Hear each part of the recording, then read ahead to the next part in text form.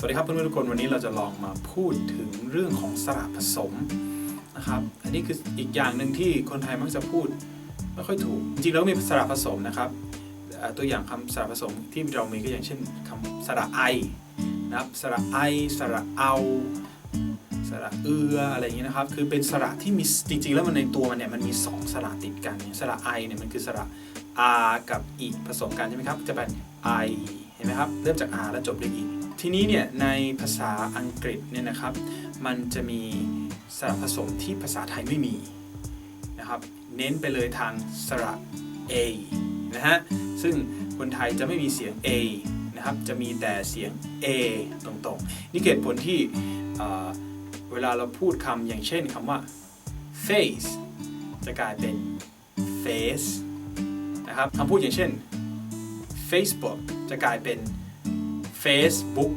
ถูกไหมครับกรณีที่ถ้าเป็นเสียง A ส่วนใหญ่นะครับในภาษาอังกฤษจะเป็นสระผสมก็คือเช่นคำว่า face คำว่า raise cage say pay